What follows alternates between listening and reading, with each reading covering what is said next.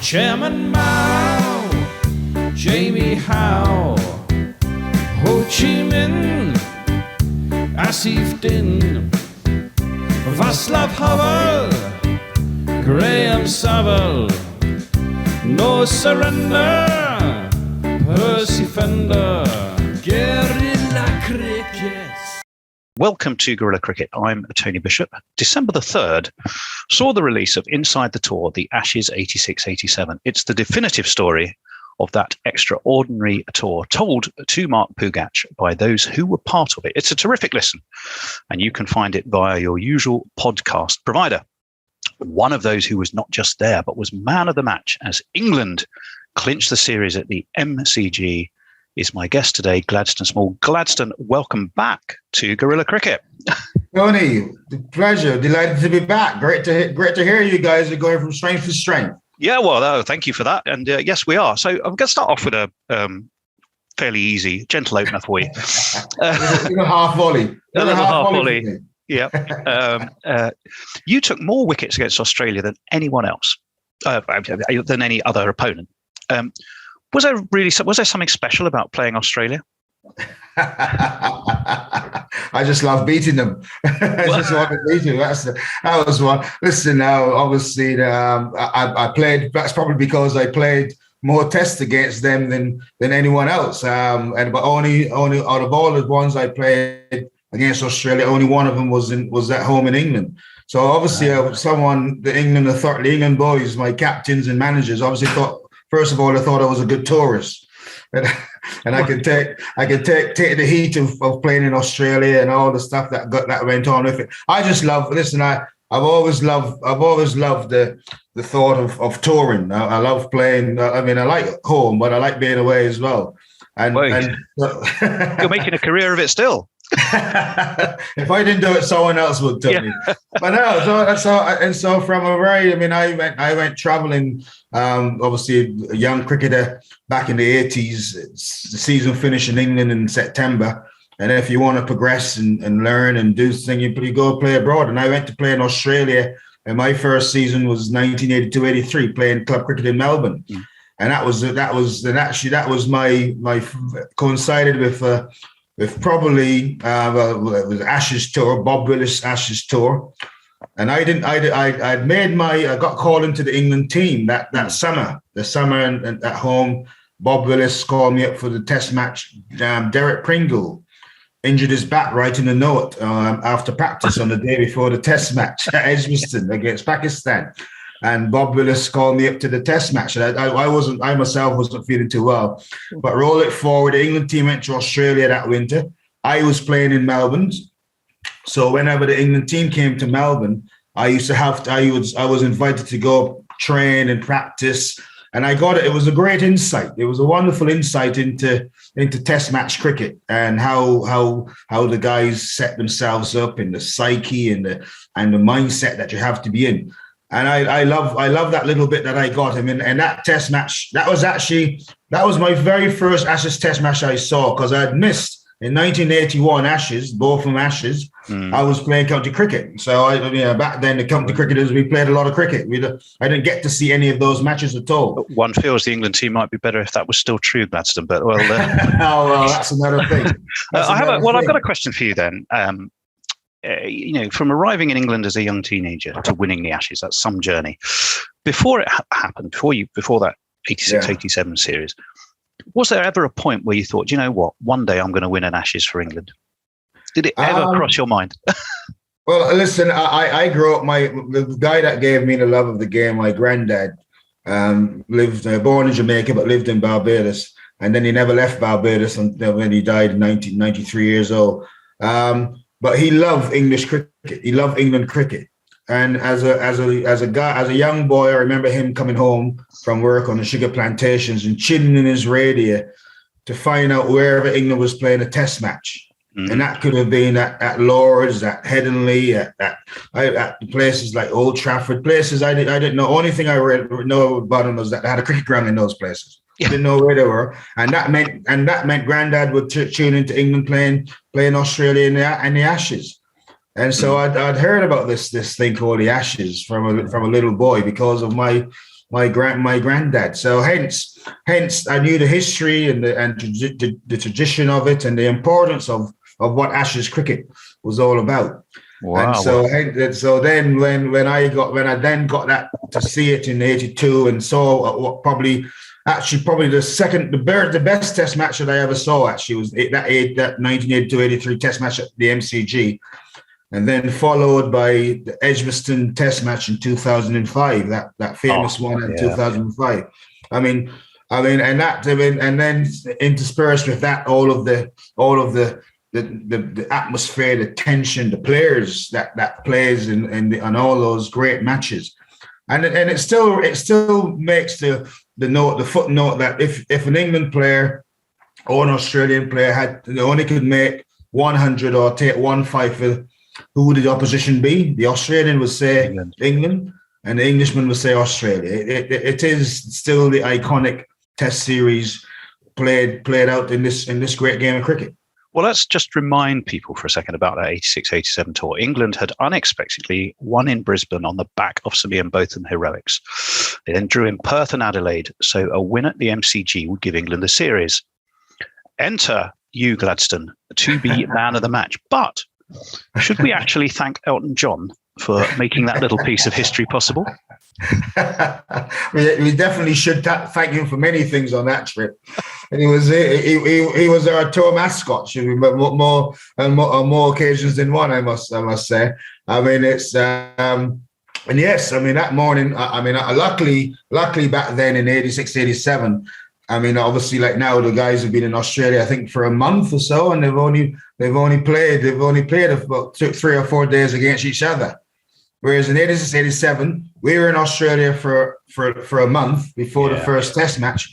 But the clever Australians had started us in Brisbane. Then they took us around a tour of Australia. And as you well know, Australia is not Wales. It's not a small. You can't do it by bus. You got For any Welsh listeners, what Gladstone is by no means inferring that Wales is small.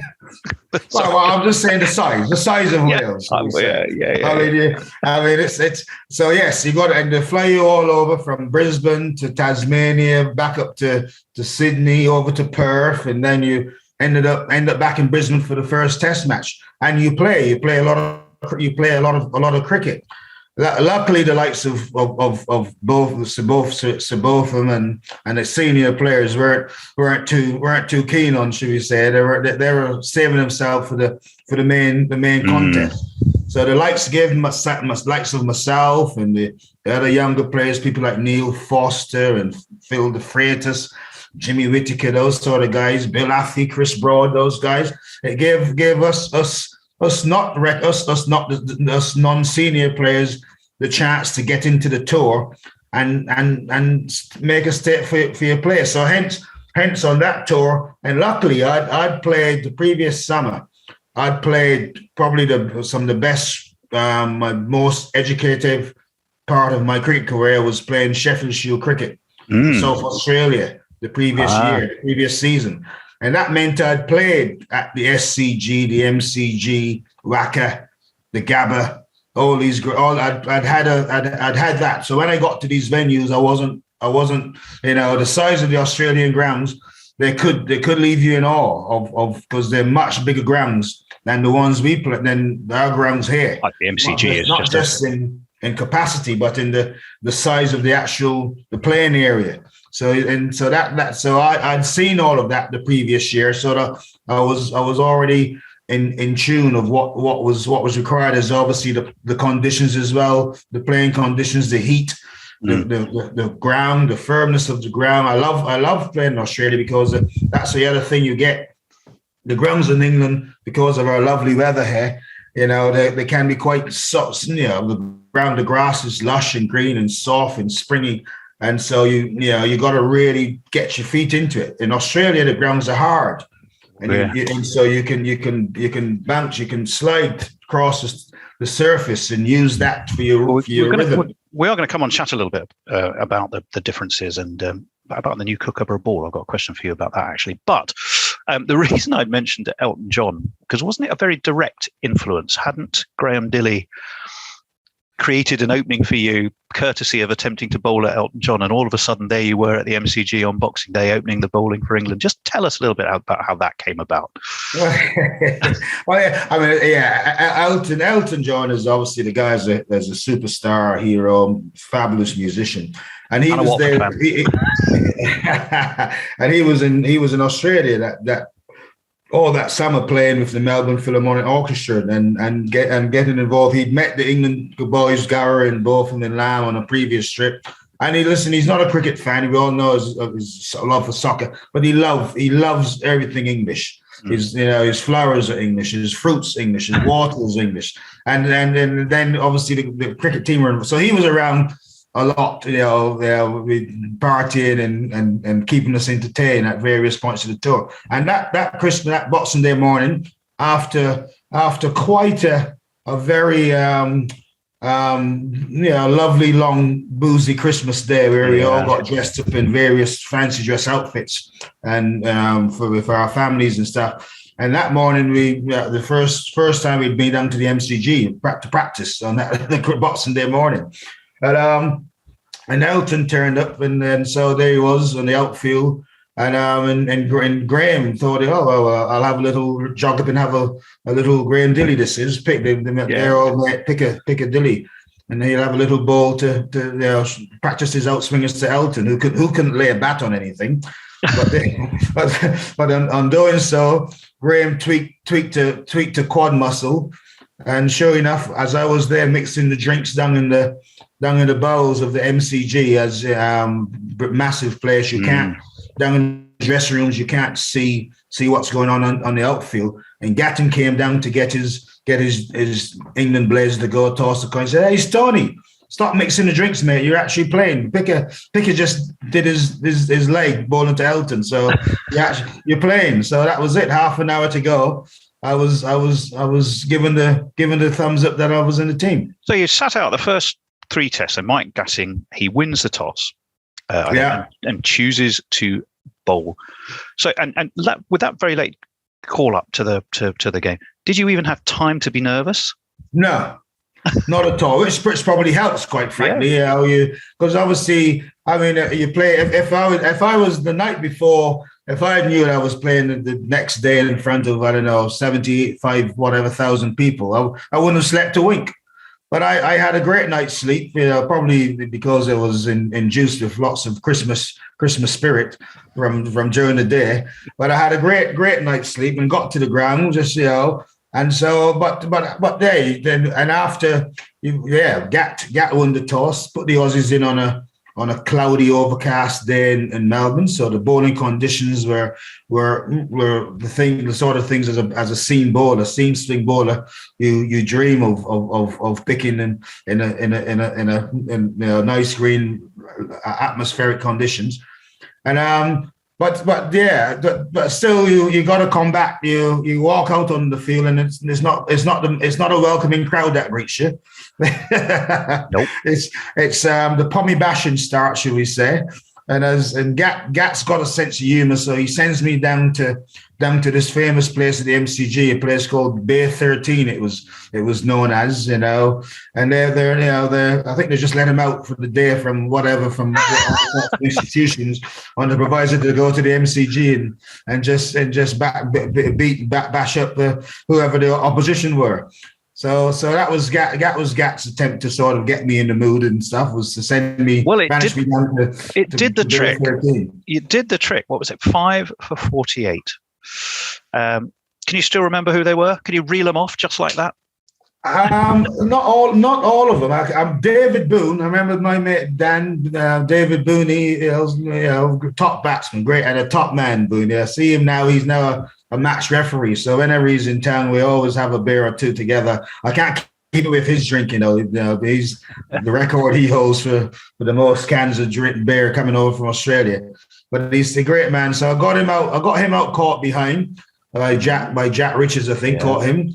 And I also got a really good pal of mine, sadly no longer with us, and someone who I'd played a lot of cricket with in Melbourne back in the early days.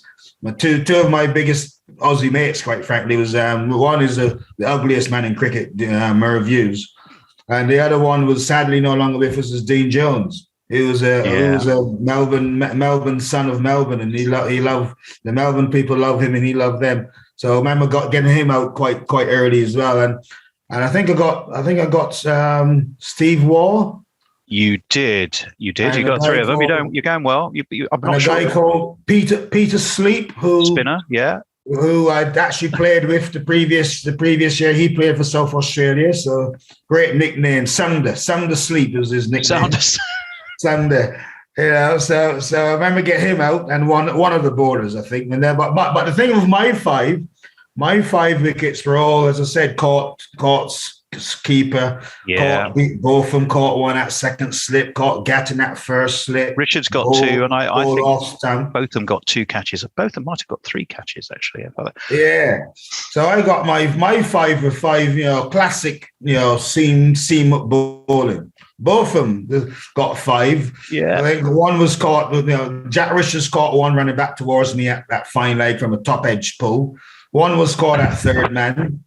One was caught at deep long on, or one was caught at cover. So he got 5 as well, the great man. But it's a testimony of he was nowhere near fit, Beefy. I mean, no one else would have played that match. He was only about 67% fit of that. But he said, listen, mate, there's no way I'm not going to play this test match. We're 1-0 up with 2 to play.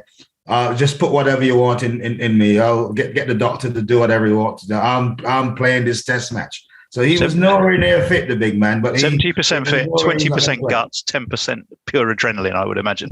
And just 95% heart. And 95% heart. Do you know, that was going to be my next question. Compare your 5 to both of them. But then you kind of you were able to anticipate me and get ahead. Now, I'm going to ask you about the winning catch, though.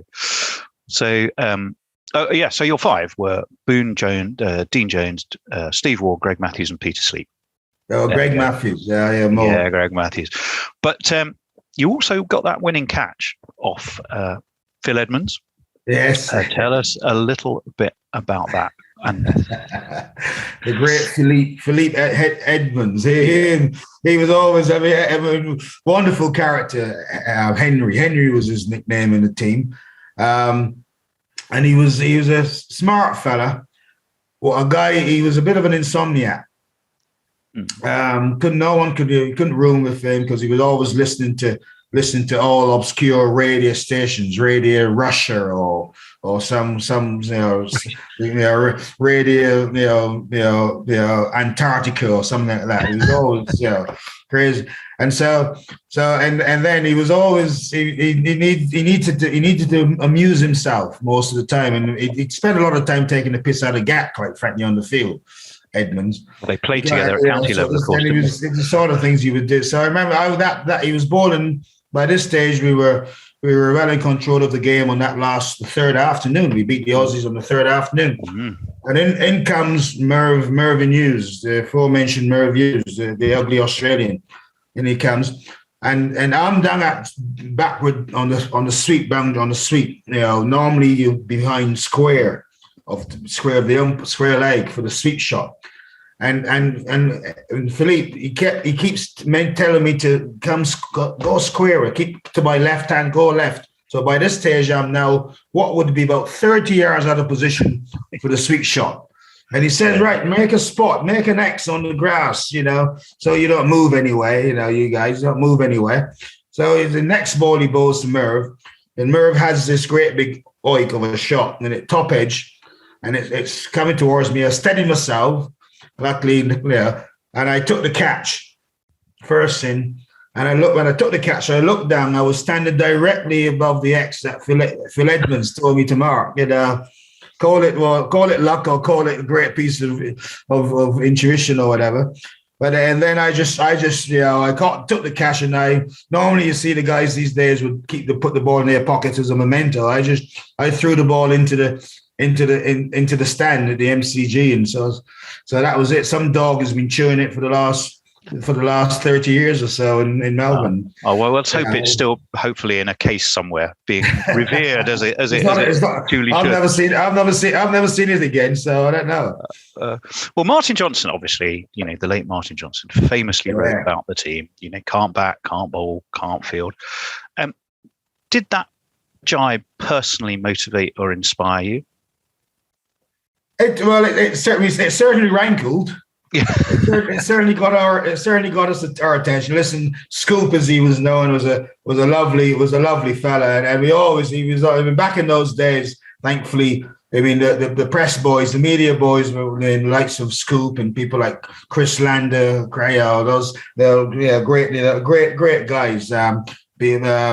And so we actually got used to get on well with those guys because they used to get more expenses than we got. So we used to always invite us to come and go drink, to take us out for drinks and dinner because they can afford it and we couldn't on the expenses that we got. So we got on well with those guys. But when that article, obviously it was definitely used as Mickey Stewart, the coach manager of that team. And he was very, very, very smart man, Mickey. He didn't have to say much, but the first person he saw that he showed that article to was Beefy. Was Beefy. So you can imagine let's just say the words that Beefy mentioned couldn't be printable. What Beefy said about Martin Johnson back then. But I remember that night before that test match. And listen, we'd lost in that month before that we'd lost. We lost to the Queensland rum drinkers up in Bundaberg. Yeah, the South Australian wine farmers beat us. Largely by dint of giving you copious amounts of their product, apparently. Yeah, well, there was that as well. But because we went, as well as playing the Shield guys, we played what was called country 11s. We really ship ourselves all over the place to play these country 11s. And so because the guys weren't in Test cricket mode for the first, it was a good the warm up, should we say, was well, very more enjoyable than more cricket. I will come on to that. Now I'm going to ask you about that eve of the series and what Ian Botham had said. The published version is that's it. The party's over. The real game begins tomorrow. Now, I asked Chris Broad that when I spoke to him. He had a version of it. Every printed interview I've seen, every England player's got a different version of it. What's yours? What can you? Are you even allowed to say what he actually said? Do you remember the actual words? I remember it very, very, very vividly. We were, as I said, we weren't at the races for that month. Obviously, yes, the likes of myself, the guys who are the younger, the guys who are trying to play their way into Test cricket in their career. Obviously, you play for England, so you're trying, but it wasn't. We knew it wasn't a Test match. And then that night, the night before, we had a gathering. It wasn't a dinner. We didn't have a dinner. We just gathered in a team room, which was full of Castlemaine 4X and Beefy was sponsored by Lindemann's Wines or something like that. Some wine man. So there was lots of, and so he said, "Right, guys," he just said, "Right, party is over. Tomorrow, the real serious stuff begins. This is where the England team come to play." And it wasn't a big Churchillian sort of speech or nothing like that. Oh, okay. It was just a stage of right. Collective focus. Test cricket starts. Well, you snagged another fifer in Sydney, but the series was won by then. Was it a big disappointment to not close the series out, dead rubber though it may have been? I mean, you got that fifer. Did you feel slightly should have won that? Yes, absolutely. I mean, it was one of those ones where we were still probably celebrating because back then. After the Melbourne Test, we went over to Perth to play. There was an America's Cup tournament where the other countries, the other country, the West Indies and Pakistan and India had all flown in for that tournament, and we won that as well. We went and won that tournament, so we were full on celebration mode. Even more celebration mode when we got to Sydney for that last Test match. And then the Aussies there was confusion in the Australian ranks, which tailor, did they pick the right tailor? And some people thought the Aussies wanted to pick a guy called Mark Taylor, who eventually went on to captain Australia very well, an opening batsman. And they picked a guy called Peter Taylor, who was an off-spin bowler, for that Test match. And I think all of the England batsmen, including myself, tried to hit him into the Sydney Harbour, which is about 3 miles away from the SCG. And he ended up getting 6 wickets in the first innings and another 4 or 5 in the second, because we just tried to keep munging this guy out of the SCG on that Test match. So yes, the focus again wasn't quite what it could have been, but yes, we're 2-0 up with 1 to play in the Ashes. England hadn't won an Ashes series since Ray Illingworth's team in 71 or so. So it was something that was definitely worth celebrating, that's for sure. So yes, it was disappointing that we couldn't quite finish them off and win the series 3-0 or 2-0. So we gave them a little bit of a still an Ashes win in the record books. You give the Australians a chance, they'll take it. Yeah, well, I mean, a huge part of that story in '86 was not just the win, although that was fantastic in itself, but everything that went on around it. There was the build-up, wasn't there, with the Gower Gatting I'm in charge T-shirt handover. There was the return of Ian Botham after, should we say, an enforced break. There was parting wine, you've mentioned it, rum, fancy dress. I mean, I think you were Zorro before you went and put Australia to the sword, which is kind of appropriate. Well, it tells me we're running out of time. We're going to have to. I think it was because we had Dan on at the beginning. How did you manage to keep focus? Tell me that. Well, listen, again, you're playing for your country. You're playing Test cricket for your country.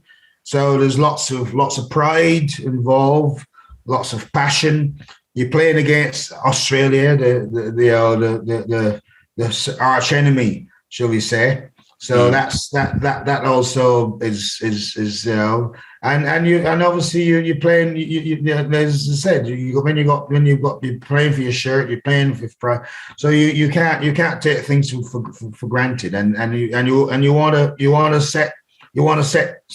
If you can set a mark and set a standard that carries you through into your career, then the Ashes is a good one to have. So that's what it's all about, really. And I'm sure as the guys in Australia for this current series, obviously, they'll want to create their part of history, and that's when you get a quiet moment to think of what the Ashes is about. And that's what really makes you want to get out there and be the man and perform. You haven't quite done with Australia, Gladstone, because you came up against them again in '89 in England. Didn't you actually rescue a draw for England at the Oval there? Hero with the bat on that occasion. Well, this just goes there. If only I was on my way to my maiden Test match centuries, and I ran out of partners. But it was a draw. People like people like batting down the order with people like Nick Cook, the beast, and obviously I think came in number 11 that Test match. Sadly, recently passed away was the Kent bowler Alan Eggleston. Sadly, just recently passed away. So he was making his Test match debut, that Test match, and I remember obviously trying to get him to stay with me, as I was feeling quite confident. Even on 59, I was sensing myself getting 100 on a good batting track at the Oval. Just 41 short of that. Oh, well, if we think ahead, then let's look ahead to the series coming up. Can our England side out there take inspiration from those heroes of '86, '87, starting in Brisbane? Absolutely, they can, because once again, when you're in Australia, the Aussies aren't going to give them much chance. Obviously, you see you see the likes of typically Glenn McGrath will be saying it's going to be 5-0 to Australia, and that would be most of the Australian public will be saying that. So they'll hear that, they'll know that. But listen, it's I think this is going to be a really good Test match series against two quite even teams, quite frankly, and it's the one who gets the leg up first in this series could be the one who controls how it goes. So that's going to be the challenge. That's going to be the challenge for the England team, and that's why the Aussies always take you to Brisbane, because Brisbane, the weather, it's hot, it's tropical, it's hot, it's steamy. The pitch gets harder and faster as it goes. Starts off a little bit tacky, but then it seems to get quicker and harder. And so the Aussie bowlers become more into the game. So you're going to be tested. You'll be tested if you're not just your cricket, your temperament, your ability, but they test you mentally, physically as well. They'll threaten you. You're upstairs, with all the bouncer stuff. It's real, and it's a bit of a cake thing. The Gabba these days, it gets very steamy and hot in there. And so the Aussies, that's the reason why they love, and their record at the Gabba is quite formidable. Well, England haven't won there since you guys. Although you didn't play in that game, but 86, 87 was the last time. It's going to be a new Kookaburra ball. Sounds like one you'd quite like to have had in your hands. Well, it's the Kookaburra ball. It's listen, it's a new cricket ball. It'll be 5.5 ounces. But that's where the similarity ends. It always feels a little bit bigger than our Duke ball. It always somehow feels that little bit more. You got to really get it into your hands. And then the main thing in the cricket ball is obviously the seam. Yeah. And that seam on a Kookaburra ball, it lies flatter. It lies quite flat, as opposed to our Dukes, which always seems a little bit more. You can really feel when you hold a Duke ball, you think, "Oh, I've got a friend here. I've got this seam as my friend." Whereas on a Kookaburra, you don't feel that. And after 10, 15 overs, that seam goes even flatter. So you got to make use of a Kookaburra ball. That's the key to it all. And the England bowlers will know that. I don't know. This new ball is obviously, I reckon it's got some harder and a more pronounced seam, I think. So should last. You should swing and move off the pitch for longer than they say. I look forward to saying that, but it's Aussie conditions. But I believe it's been obviously a lot of the practice games, the warm-up games that the England boys have been playing, admittedly amongst themselves. A lot of it has been rain affected. So that tells me that there should be a lot of moisture in the surface. In Australia, they use what they call flat covers. In England, we have our roll-on hovercrafts that is above the ground. In Australia, they use flat tarpaulin and sheets and stuff. So in Brisbane, that means sweating. They should sweat more, shouldn't it? Yeah. Yeah. So I expect that the likes of Jimmy Anderson and Stuart Broad, even though yes, the batters might be feeling a little bit of trepidation that they need the sunshine and the heat. But I think Broad and Anderson will be licking their lips and knowing that a Kookaburra with a pronounced seam in atmospheric conditions and on a moist pitch. I think our seam bowlers will be looking forward to that very much. So 5 tests. Where's your money, Gladstone? I never bet on cricket. All right. Your metaphorical money. Where do you want to put it score-wise? If it was a golf game, I'll probably give you more insight. But cricket, no chance. Listen, as I said earlier, listen, the Aussies are favourites. They're playing at home. Their conditions. Their bowlers know they are probably better suited.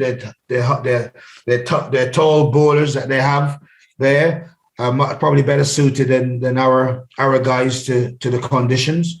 But we've got the likes of Anderson and Broad, and I also like Ollie Robinson. I think his how he started off in Test match cricket is a revelation.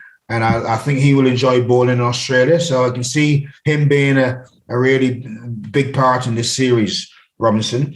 Then brilliant to have Ben Stokes. The Aussies will be having sleepless nights about having to play against Ben Stokes. When it was announced 2 weeks after the tour party came out that Stokes had announced he was fit, I can imagine lots of Australian cricketers would have been banging. A lot of England fans are agreeing with that. Gladstone, we're going to have to wrap it up there, but a reminder that you can hear the story of the remarkable 86-87 Ashes with Gladstone, plus Sir Ian Botham, Mike Gatting, David Gower, Alan Lamb, Chris Broad, Philip de Freitas, Mickey Stewart, not to mention Jeff Lawson and Alan Border on the Inside the Tour podcast. Gladstone Small, it has been a real pleasure again.